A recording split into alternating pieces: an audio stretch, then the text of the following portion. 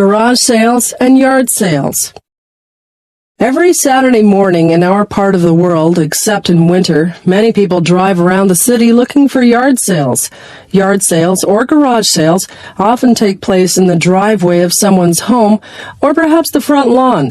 The homeowners take out all the stuff they don't want and arrange it in front of their house. Usually they put a price tag on items. People driving by will stop to see if there's anything they want. Many people spend every Saturday morning shopping at yard sales. If they find that they have bought too many things, then they have a yard sale of their own. Some of the shoppers are dealers who buy things for resale. Sometimes they resell them at their own yard sales, but some dealers are professionals who run antique stores, used bookshops, flea markets, or used furniture and appliance stores. Usually, the dealers will try to get to the yard sale before anyone else. That way, they have the best selection. Often, they'll try to buy items for less than what the price tag says. The cheaper they can buy the item, the more profit they can make when they resell it. Their motto is, buy low, sell high. Sometimes a merchant will boast that he paid $1 for a glass or china cup at a yard sale and sold it for $100 at his store or on the internet. By having catalogs that show the value of collectibles, dealers can sometimes make large profits. Now, however, many of the people having yard sales will try to check the value of the things they are selling first. So it is getting harder to get a real bargain. One reason for yard sales is that North Americans often live in big houses, which fill up with things. People may use the basement, the attic, the spare room, and the garage to store things that they aren't using. If they store things in their garage, all they have to do is open the garage door and have a garage sale. When children grow up and move away, the parents will often sell the children's old clothes, toys, and furniture. Another reason for yard sales is that there are a lot of things that people might like but don't want to pay full price for. For example, if someone likes to read novels, they may be happy to pay $1 for a book at a yard sale rather than $20 or $30 at a retail store.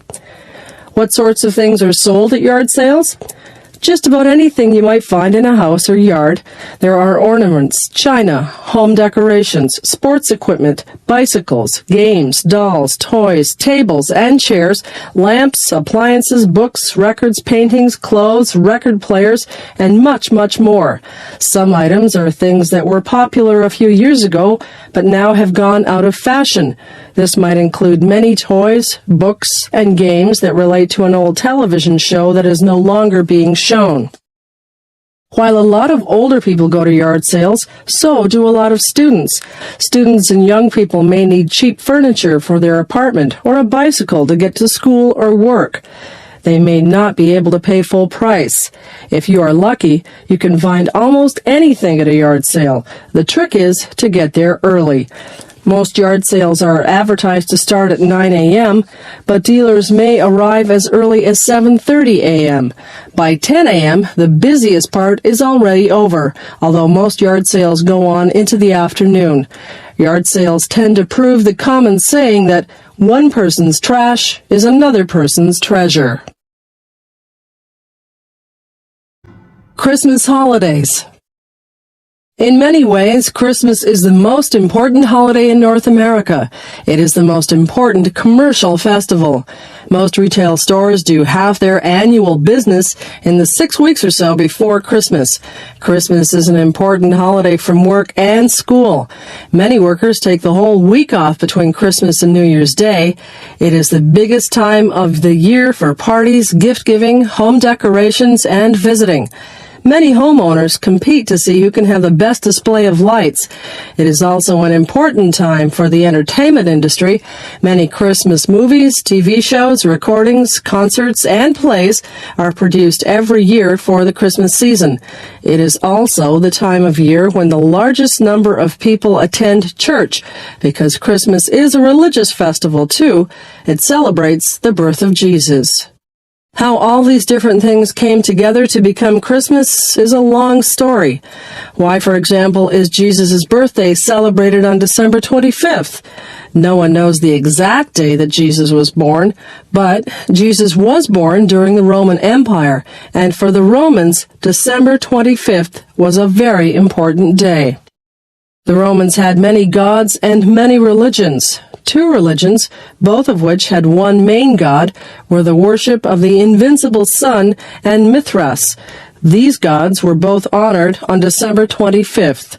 Because December 25th was just after the shortest day of the year, it was a natural time to worship the sun. December was also a time to celebrate the end of the agriculture year. The Romans held one of their main festivals, the Saturnalia, beginning on December 17th. That lasted for a week. The Romans also began the custom of celebrating New Year's Day on January 1st. So the last half of December and the beginning of January was a wonderful time for partying and games. The early Christians didn't know what day Jesus was born. At first, they celebrated his birthday on January 6th. However, as most people in the Roman Empire were becoming Christians, it was decided to move the date to December 25th. The celebration lasted 12 days until January 6th and took the place of all other festivals. That way, people who were used to celebrating on December 25th would feel more comfortable. As different peoples became Christian, they brought their own customs to be part of Christmas. The people of Northern Europe used evergreen trees and mistletoe as symbols of spring and eternal life. The evergreen tree became the Christmas tree. The mistletoe is hung from the ceiling at Christmas for couples to kiss under. It was also in Northern Europe where the idea of Santa Claus or Father Christmas began. In Roman times, there was a man who became known as Saint Nicholas. He is said to have given gifts to the poor and provided dowries for poor girls who wouldn't otherwise be able to marry. The idea of the gift-giving saint became joined with the northern idea of spirit of Christmas festivities. It was a poem written in 1831 by the American writer Clement Moore, which popularized Santa Claus throughout the world. "'Twas the night before Christmas" told the story of how Santa visits every house in the world on Christmas Eve and brings toys for good girls and boys. Since that time, parents have secretly bought toys for their children at Christmas. When the children awake on Christmas Day, they find toys by the chimney or under the Christmas tree. They are told that Santa Claus and his reindeer brought them. Adults also give gifts to each other at Christmas time. No wonder that the stores sell so many things then. It is often said that Christmas is becoming too commercialized. In the rush to get everything ready, to buy the gifts, decorate the house and tree, give parties, visit family and friends, and attend special Christmas events, the original reason for celebrating is sometimes forgotten. Only when people go to church or sing Christmas carols or attend musical performances about Jesus' birth do they remember that Christmas is the birthday of Christ. Charlotte Church. Many years ago, a German opera impresario was asked why so many of his leading ladies were physically unattractive. He replied, "The ones who look like horses sing like nightingales, and vice versa." Certainly a good voice doesn't always go with an attractive appearance, but in our day of media images, good looks seem very important. Charlotte Church recorded her first album when she was 12 years old. It was called Voice of an Angel. Everyone agreed that the little girl has a very big voice, and they were delighted that Charlotte not only sounded like an angel, she also looked like one. Her sweet schoolgirl appearance and winning smile are part of her success. Charlotte Church was born in Cardiff, Wales, in February 1986. Music and singing are very important in Welsh culture, and all of Charlotte's family were musical. Although Wales is part of Great Britain, the Welsh people are very proud of their own language, history, and heritage. Now that Wales has its own parliament in Cardiff, Welsh culture is promoted even more strongly. Charlotte sings some of her songs in the Welsh language. Charlotte began singing along with the radio as an infant, and by the age of 3, she could sing a number of popular songs. She began singing lessons when she was 9. Charlotte first appeared on television early in 1997. This led to a number of other TV and concert appearances. In 1998, she signed a contract with Sony to record 5 albums. Since Charlotte's first album appeared, she has spent a lot of time doing promotional tours. Since she's a schoolgirl, her 2 tutors travel along with her. Voice of an Angel was recorded in 5 days in Cardiff, Wales. All the songs were ones that Charlotte already knew and liked. These included Pie Jesus, The Lord's Prayer, Jerusalem, and Danny Boy. The album came out on November 9, 1998, and within a couple of weeks was number 4 on the popular music charts. She recorded her second album, Charlotte Church, in 1999. Traveling involves doing showcases for people in the music industry and the media. This is to encourage people to promote your music. Charlotte also appeared on various U.S. talk shows, including David Letterman and Jay Leno. She finds that she gets asked the same questions over and over again. Besides media celebrities, Charlotte has met many leading public figures. Since she is a Roman Catholic, Charlotte was especially excited to meet the Pope. This was after she'd been invited to sing at a Christmas concert at the Vatican. She was also asked to sing at Prince Charles' 50th birthday party in 1998. She saw the Prince again in 1999 when she sang at the official opening of the Welsh National Assembly. Queen Elizabeth and Prince Philip talked to her, too. Later that year, she sang for Bill and Hillary Clinton at the Ford Theater in Washington. Something that people like about Charlotte Church is that when she hasn't been spoiled by fame.